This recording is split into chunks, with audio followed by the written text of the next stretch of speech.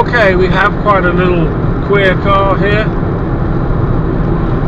Now, where do I begin with this one? Right, well, let's start with the rear view vision. Perfect, not obstructed by anything at all. That's got to be a first. Side mirrors, they're like an oval shape, but they're in a good position. Not too far forward, not too far back, and they're actually perfect, to be fair. Not many cars get that right at the moment. The instrument cluster for the speedo is placed solo, and it's not obstructed by the steering wheel at all. That's also very rare. Heater controls, once you know what's going on, they're very elementary, and you can certainly operate that without taking your eyes off the road. That's a plus sign. You've got air conditioning, stereo, all pretty simple, nicely laid out. You've got everything you need in this car, really. Plastic doesn't feel that cheap and tacky, it's not too bad at all. The interior, well, everything seems okay really, except for the upholstery on the seats. The upholstery on the seats is a bit like office furniture. It's very bland and it's not very nice. The brakes, well, they work very well, but I don't have the opportunity to apply a gradual pressure, and they're either on or they're off, and they are a little bit grabby, to be fair. So there could be a smoother transition there as far as I'm concerned.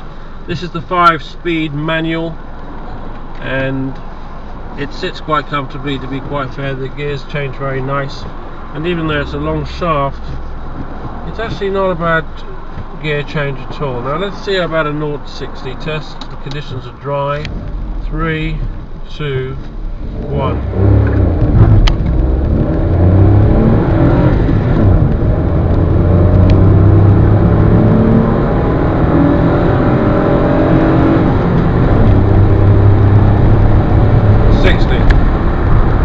Another good chance to test the brakes again, so let's have a look at the brakes.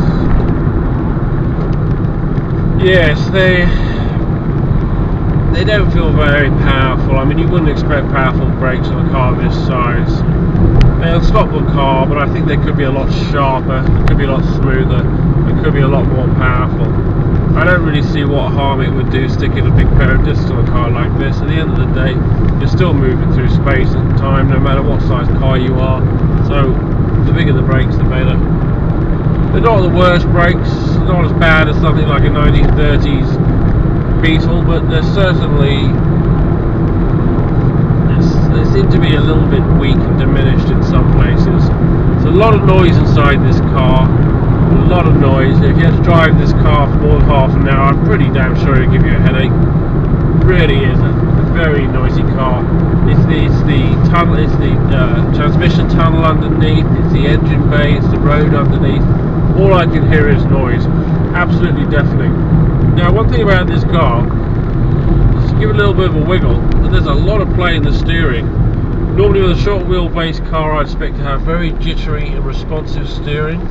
But with this car, it's almost like it's swimming through like syrup or something. It's quite odd. I wonder why the steering is so vague. The car hasn't done 10,000 miles. So a bit of an issue with the steering, to be fair. And as I say, the brakes aren't that clever. But taking all that aside, this car is built for a purpose, and that purpose, really, at the end of the day, is hard to define. But all I will say about this car is the noise is unbearable,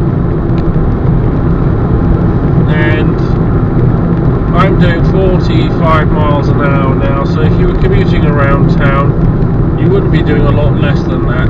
And I really don't think you'd get away with getting used to this noise in this car. This car is way too noisy, possibly the noisiest car I've ever driven.